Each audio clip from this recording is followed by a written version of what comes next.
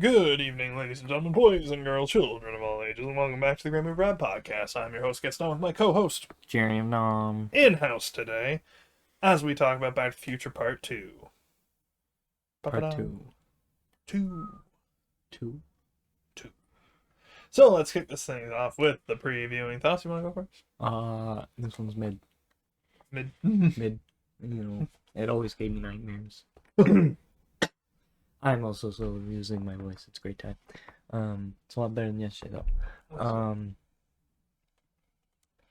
It I wasn't sure how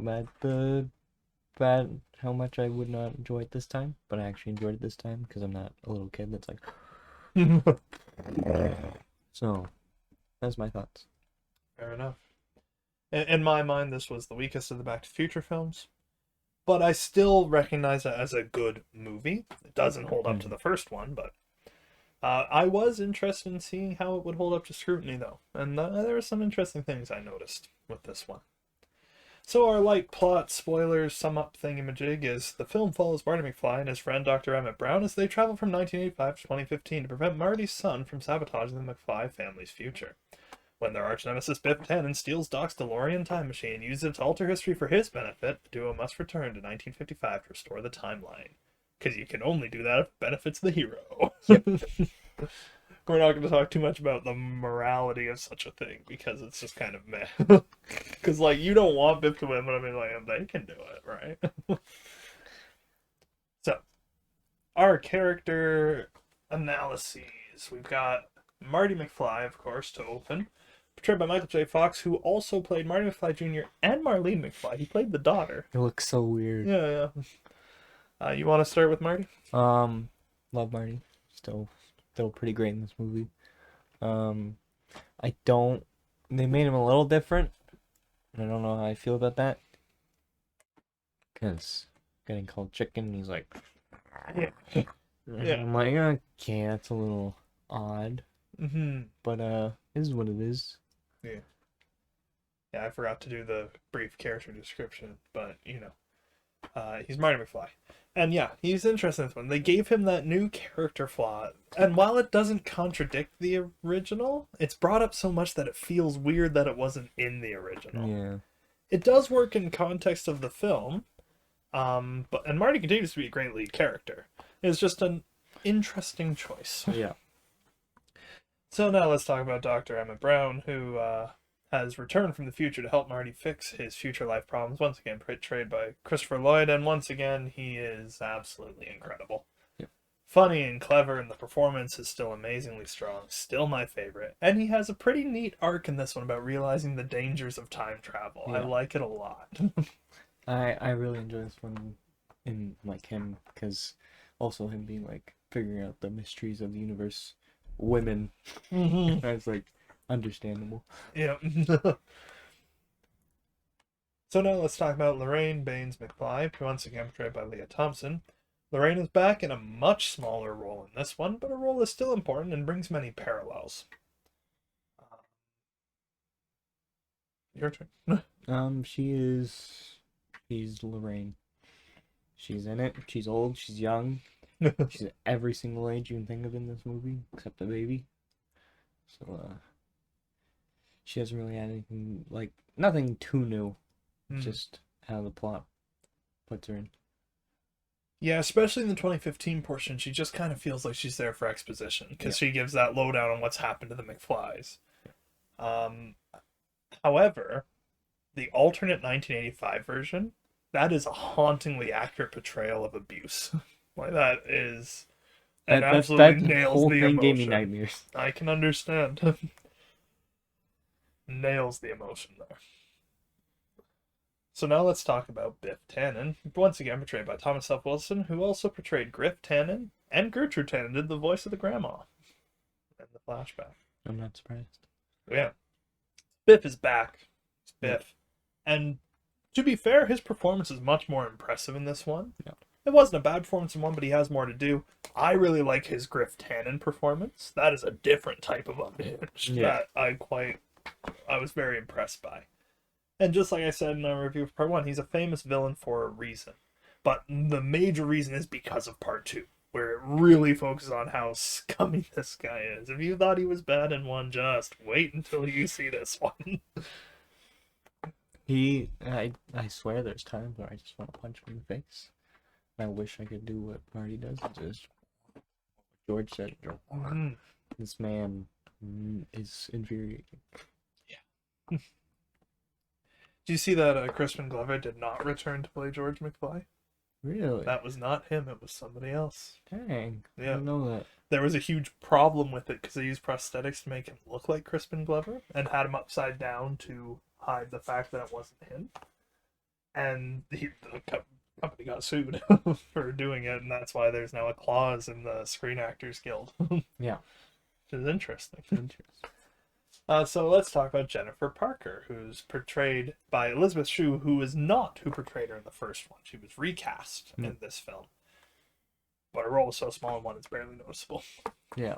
So here we go. Like, I did quickly notice that, like, that's not her face shape. But, yeah, whatever. She didn't really do much in this. Well, that's the interesting thing. She's given much more to do in the first half of the film, and then is promptly forgotten about for the rest of the movie. Yeah.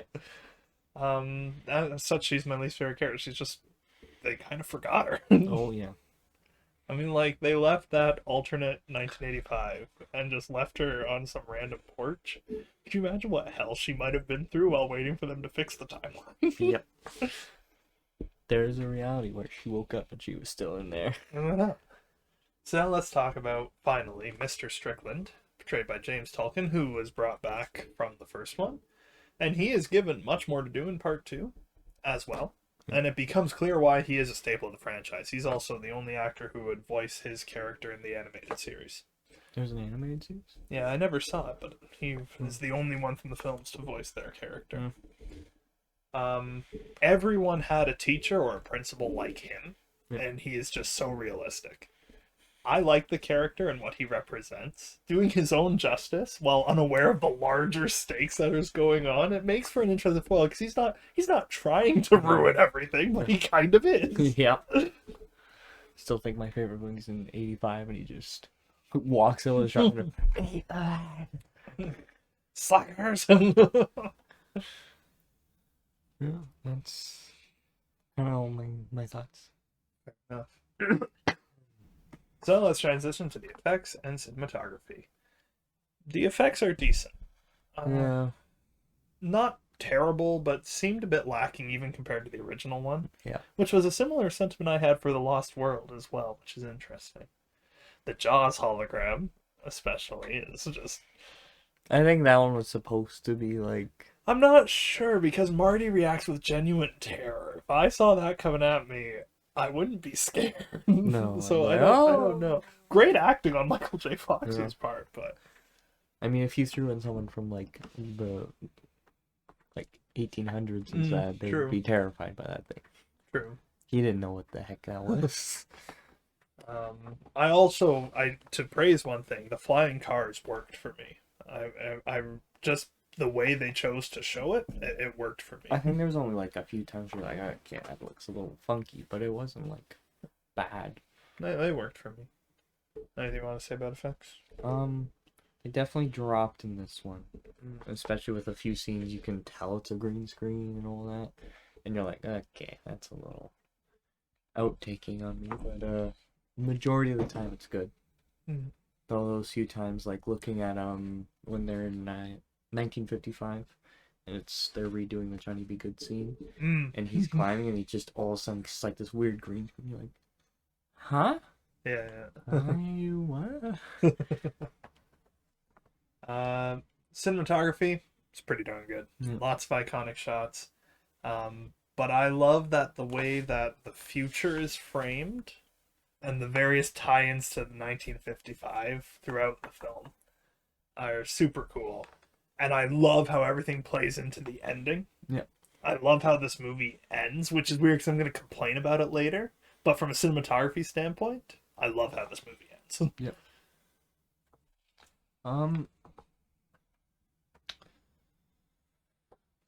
You're talking about cinematography, right? Okay, my brain just went effects and cinematography again. I don't know. There wasn't as many shots in this one that made me go, that's iconic. Like the part at the end when he's just standing there and it's a slow car behind him. That part I was like, okay, it's like a good cinematography. But otherwise, there's nothing that made me think, oh, this is so great. I love the cinematography of the Marty on Biff's car. Yeah. I like that scene a lot, with like the rear view mirror being used and everything. I like that. The writing and score. The writing is considerably sloppier than the original, but it's not bad. Yeah. It's just not as careful. The lines are nowhere near as iconic. The time travel isn't handled as well. Yeah. But it's still pretty well done. They avoid a lot of the classic plot holes that time travel movies are inherent to, but not as careful as the original. Yeah. They went more ambitious. Yeah. The big thing with it that I'm going to talk points for, the same thing I did on Dune, is it doesn't work as a standalone film. If you had not seen part 1 and were not going to see part 3, you would be unsatisfied with this film. I feel like you might be able to watch part 2 and 3 together. 2 and 3 together, sure, but I mean if you were to just watch 2. Yeah. Not 1, not 3. No. And that's what a movie needs to be able to do, that, which is the same thing I binged Dune's ending for. Yeah. Is it doesn't feel like an ending. So I did it for Dune, which is a better movie than this. So I'm gonna ding this for the same thing. Anything you want to add for writing? It just, as you mentioned before, wasn't as impactful as the other one was. You only got iconic lines in the first one. This one, you're like, okay, nothing too special. And the score is great. Same level as the first one. Same score. Yeah. Keep going back to that theme. I will add one thing to the writing. In this one, there's a lot of things that they throw in, and the payoff's not till the third one. That's another big thing with it. Like, there's a lot of things. I like that, but I'm also like, what if they never got approved for a third one?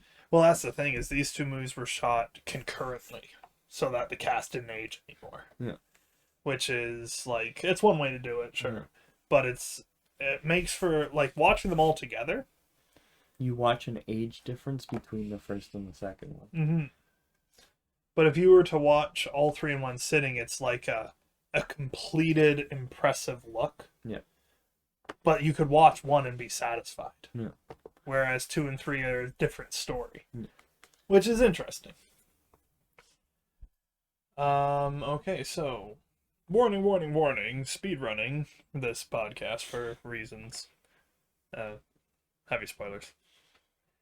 On October 26, 1985, Dr. Emmett Brown arrives unexpectedly in the DeLorean time machine at Marty's front yard after the events of the first film.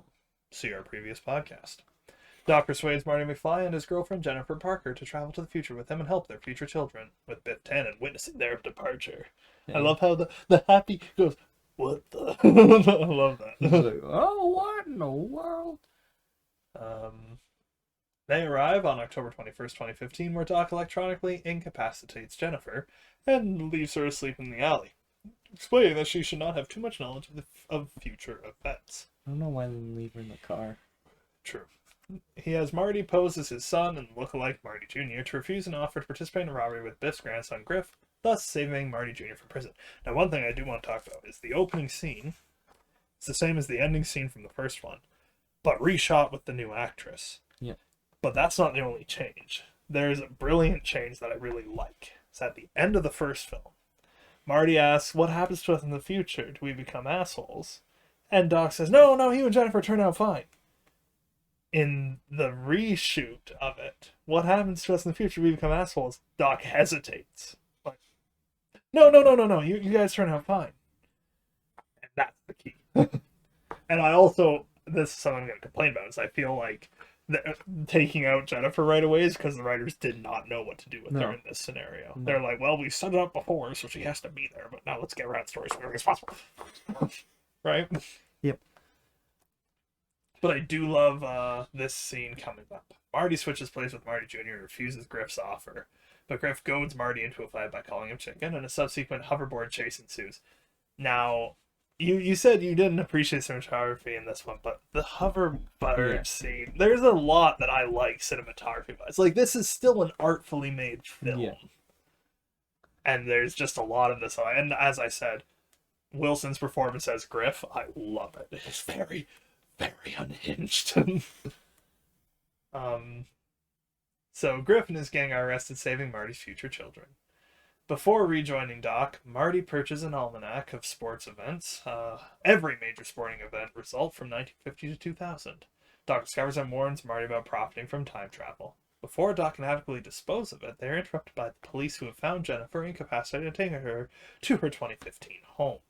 They pursue, as does the elderly Biff, who has overheard their conversation and retrieved the discarded almanac. Jennifer wakes up in her 2015 home and hides from the Mcfly family. She overhears that her future self's life with Marty is not what she expected due to his involvement in an automobile accident. She witnesses Marty being goaded by his coworker, Douglas Needles, into a shady business deal, resulting in Marty's firing. Jennifer tries to escape the house but faints after encountering her 2015 self. While Marty and Doc attend to her, Biff steals the time machine to give the almanac to his younger self, then returns to 2015. Marty, Doc, and an unconscious Jennifer return to 1985 unaware of Biff's actions. They leave Jennifer on her front porch. I I have one complaint. They go back to 1985. How do I not notice anything different? He literally says, "What's the bars on the window?"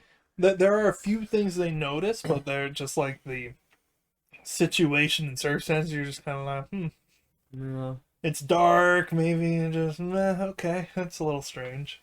Also, remember that Marty didn't have time to explore the new 1985 either. So, No. like, he sees his house, and then Doc takes him 2015. So the older 85, he's just, that's interesting. And then, oh boy. This is where the movie gets real dark. Literally. Yeah. Pretty much all takes place at night for the next little Yep. bit. Actually, for the rest of the film, I think it's all night. No. There's a bit of the day when they go back to 1955. True. The 1985 they return to has changed dramatically again, with Biff now one of the country's wealthiest and most corrupt men. He has turned Hill Valley into Hell Valley, a chaotic dystopia, secretly killed Marty's father George in 1973, and forced Marty's mother Lorraine to marry him. Doc has also been committed to a mental hospital. Doc deduces that old Biff took the time machine to give his younger self the almanac, and Marty learns from the alternate 1985 Biff that he received it on November 12th, 1955. Biff tries to kill Marty, but Marty flees and travels to 1955 with Doc. There's a lot in this scene. Oh, yeah. Strickland. Eat lead, slackers! I feel like there are some things that could have been a little better. Felt a little sloppy that Biff just tells him everything. Yeah. Because he was warned about it. Like, I get that he was, like, making the monologue to kill him, but it's kind of like, just bang, right? Yeah. If it means your entire livelihood, they can time travel. Bang. But this is where Leah Thompson's performance as Lorraine is really strong. Is Yes.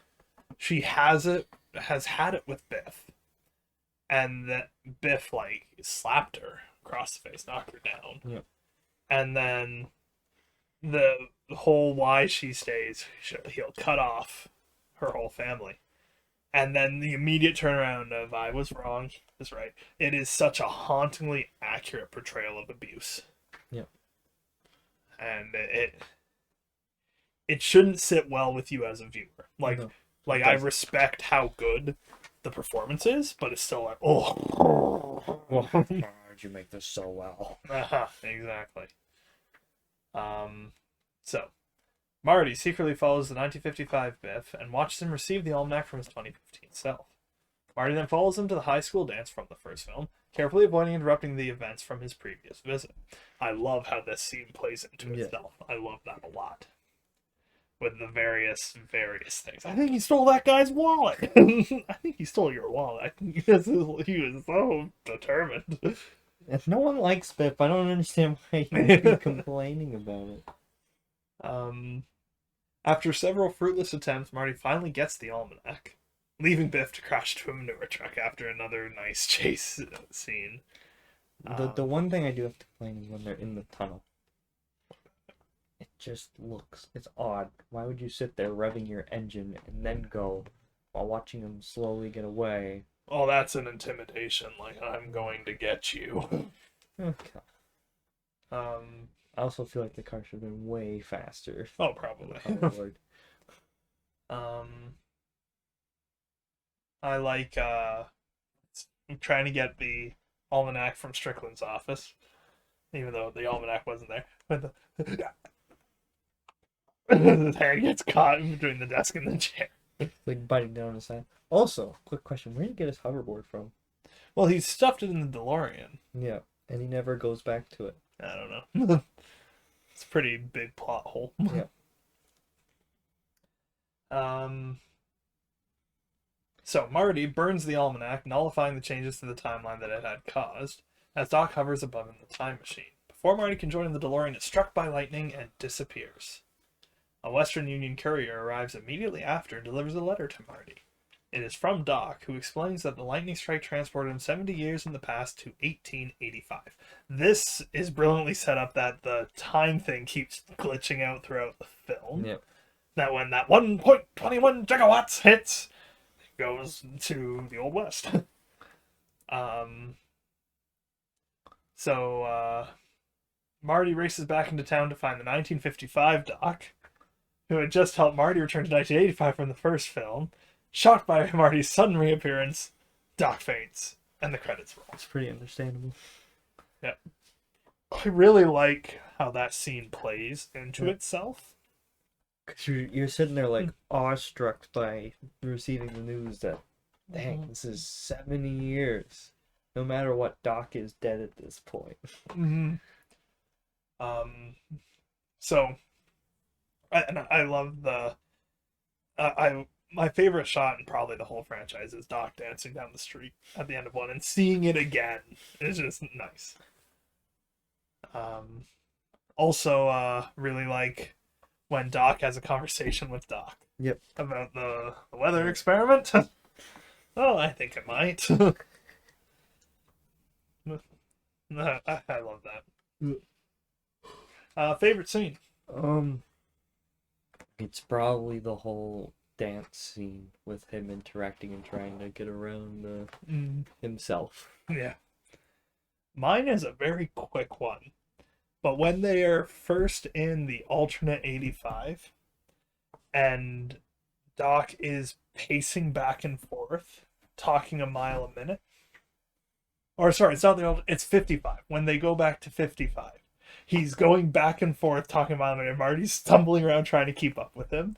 It is so funny to me. I love that scene.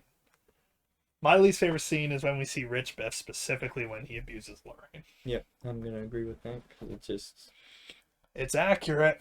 It's so good that you hate it. Mm-hmm.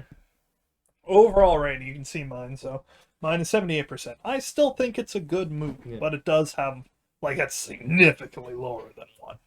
I put it at about 77. One below, fair enough. Yeah. So that is our lightning fast review of Back to the Future Part 2. Our new shortest podcast. Ma said it'd be a podcast now.